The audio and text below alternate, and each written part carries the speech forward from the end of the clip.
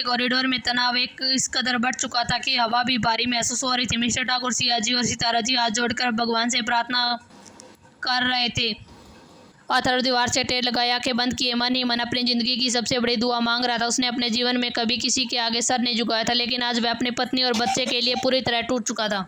तभी अचानक operation theatre का लाल बल्ब बुझ गया और दरवाजा खुला। मुख्य डॉक्टर बाहर आई। इस बार उसके चेहरे पर चिंता नहीं बल्कि एक बेहद खूबसूरत और राहत भरी मुस्कान थी।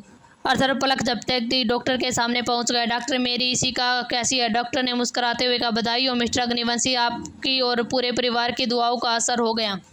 मिसेज अग्निवंशी, इशिका ने एक बेहद प्यारी सी बच्ची को जन्म दिया। माँ और बच्ची दोनों पूरी तरह से सही सलामत है। बच्ची यह शब्द सुनते ही अर्थर के कानों में जैसे अमृत घुल गया। उसके दिल पर रखा हुआ एक बहुत बड़ा बोझ हट गया और उसने एक बेहद लंबी और गहरी सांस ली। दुनिया के सबसे खूंखार माफिया किंग इस वक्त खुशी के मारे अपनी आंखें मीच रहा था, जिनमें से आंसू झलक रहे थे। डॉक्टर ने आगे बताया, क्योंकि 7वां महीना था इसलिए प्री मैच्योर डिलीवरी की वजह से बच्ची को अभी कुछ दिनों के लिए इनक्यूबेटर में रखा जाएगा। कुछ दिन बाद जब वह पूरी तरह से स्टेबल हो जाएंगी तब हम उसे बाहर निकाल लेंगे, लेकिन डरने की कोई बात नहीं है, दोनों खतरे से बाहर हैं। खुशखबरी सुनते ही हॉस्पिटल का गंभीर कॉरिडोर पल भर में खुशियों से गूंज उठा। सिया जी, सितारा जी रोते हुए एक दूसरे को गले लग गई। हमारी इशिका ठीक है, हमारी पोती आ गई। मिस्टर ठाकुर और राघव जी ने नम आंखों से एक दूसरे को गले लगाया और भगवान का शुक्र अदा किया। आर्यन और मीरा, जो इस वक्त पूरी मुश्किल में ढाल बनकर खड़े थे, वे भी बेहद भावुक हो गए थे। आर्यन ने खुशी के मारे मीरा को कसकर अपने गले लगा लिया। मीरा की आंखों में भी अपने बेस्ट फ्रेंड के लिए असीम खुशी के आंसू झलक रहे थे। आर्यन ने अथर्व के पास जाकर उसे कसकर गले लगा लिया। बधाई हो दोस्त, तुम फिर से पापा बन गए, हमारी नन्ही परी आ गई। मिस्टर ओबरॉय, मिसेज ओबरॉय भी सबको बधाई देने लगे। डॉक्टर ने मुस्कुराते हुए कहा, अभी इशिका जी को होश आ रहा है, कुछ ही देर बाद हम उन्हें नॉर्मल वार्ड में शिफ्ट कर देंगे, तब आप उनसे मिल सकते हैं। डॉक्टर की बात सुनकर सभी परिवार वाले वार्ड के बाहर लगी कुर्सियों पर बैठ गए और इशिका के शिफ्ट होने का इंतजार करने लगे। पूरा परिवार आपस में बातें करते हुए खुश हो रहा था, लेकिन इसी बीच अग्निवंशी चुपके से उस भीड़ से अलग हुआ और कॉरिडोर के एक कोने में जाकर खिड़की के बाहर देखने लगा। बाहर अंधेरी रात डल रही थी, लेकिन अदर की आंखें इस वक्त गुस्से और बदले की आग से पूरी तरह से जल रही थी। उसके चेहरे पर साक्षात काल जैसा कड़ा भाव लौट आया। आर्यन की नज़र अपने दोस्त पर पड़ी। वह समझ गया कि अदर्व के दिमाग में क्या चल रहा। आर्यन ने धीरे से उसके पास गया और उसके कंधे पर हाथ रखकर बोला, क्या हुआ अदर्व, सब ठीक तो है ना? अभी तो भाभी और बच्ची दोनों सुरक्षित हैं। अथर्व ने खिड़की के से नजरें हटाकर आर्यन की तरफ देखा। उसकी आवाज़ में इतनी भारी और भयानक थी कि सुनने वाले की रीढ़ में कंपन हो। अथर्व ने कहा, आर्यन, अपनी बच्ची और अपनी बीवी से मिलने से पहले मुझे उस कीड़े समर मित्तल का अंत करना है। जब तक उसका खून मेरी इस धरती पर नहीं गिरता, मैं अपनी मासूम बच्ची को अपने इन भावों में नहीं उठा सकता। आर्यन ने बिना एक पल गवाए सर हिलाया। मैं तुम्हारे साथ चल रहा हूँ दोस्त। दोनों दोस्त बड़ों को बिना बताए अपने सबसे खूंखार बॉडीगार्ड की टीम के साथ हॉस्पिटल से निकलते हुए तूफानी रफ्तार से अपने अंडरग्राउंड टॉर्चर अड्डे की तरफ बढ़ गए। अग्निवंशी साम्राज्य का यह गुप्त अंडरग्राउंड अड्डा एक बेहद डरावनी और सुनसान जगह था। कमरे के बीचों बीच समर मित्तल को लोहे की जंजीरों से सीलिंग से लटकाया गया था। बॉडीगार्ड ने पहले ही उसका हुलिया बिगाड़ दिया था, लेकिन उसका घमंड अभी भी पूरी तरह मरा नहीं था। जैसे ही दरवाज़ा खुला, अर्थव ने अपने हाथ में एक चमचमाता हुआ खंजर और गन लेकर अंदर कदम रखा। समर मित्तल ने थूकते हुए हंसते हुए की कोशिश की।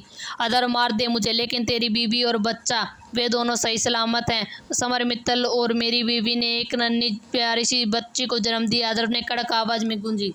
यह सुनते ही समर मित्तल का चेहरा सफ़ेद पड़ गया। उसका आखिरी पासा भी उल्टा पड़ चुका था। अब बारी तुम्हारी, अदर ने बर्फीली आवाज़ में कहा।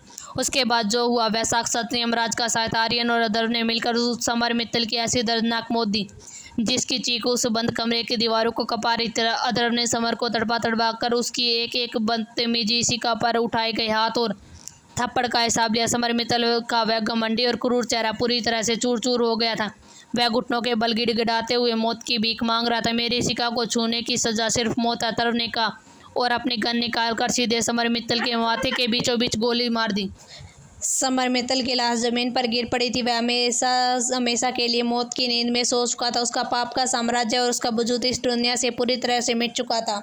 अथर्व ने अपना खंजर साफ किया और अपनी आस्तीन नीचे की और आर्यन की तरफ देखा। चलो आर्यन, मेरी जान और मेरी बेटी हमारा इंतजार कर रही है, अथर्व ने कहा और दोनों दोस्त अपनी गाड़ियों में बैठे और काले साए का हमेशा के अंत करके वापस हॉस्पिटल की तरफ रवाना हो गए।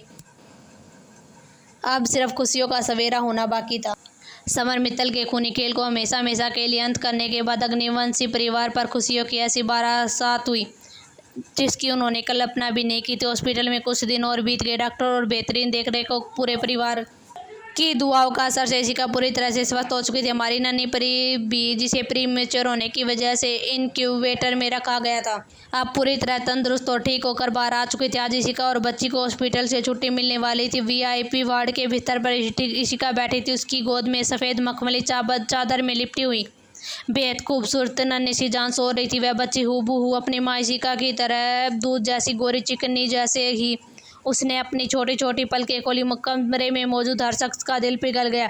उसकी मासूम बेहद प्यारी और एकदम नीली थी, जो उसकी मासूमियत को और भी अलौकिक बना रही थी। और उस बेड के पास खड़ा होकर अपनी छोटी बहन की उंगली थामे हुए था। वह अपनी नन्ही बहन को देखकर बेहद खुश था। डैड देखो, उसकी आंखों तो बिल्कुल मम्मा जैसी सुंदर है। अब मैं इसका नाम रखूंगा, उसने चहकते हुए कादर ने मुस्कुराते हुए इशिका के पास जाकर और उसके बाल सहलाए। अच्छा चैंपियन, बताओ क्या नाम सोचा तुमने? इशिका ने कहा, अदर मैंने अपने और आरुष ने मिलाकर एक नाम सोचा, आर्विक। यह नाम सुनते ही सियाजी, राघव जी, ठाकुर परिवार और ओबरॉय परिवार के चेहरे खिल उठे। सभी को यह नाम बेहद पसंद आया। दोपहर के समय जब अर्थवर की लग्जरी गाड़ियों का काफिला ओल्ड अग्निवेंसी मैंसन पहुंचा तो वहां का नजारा किसी त्योहार जैसा था। पूरे मैंसन को गुलाबी और सफ़ेद रंग के गुब्बारों, मोगरे के फूलों की लड़ों और बाहर बड़े बैनर से सजाया गया था, जिस पर लिखा था, वेलकम होम लिटिल प्रिंसेस अर्विका।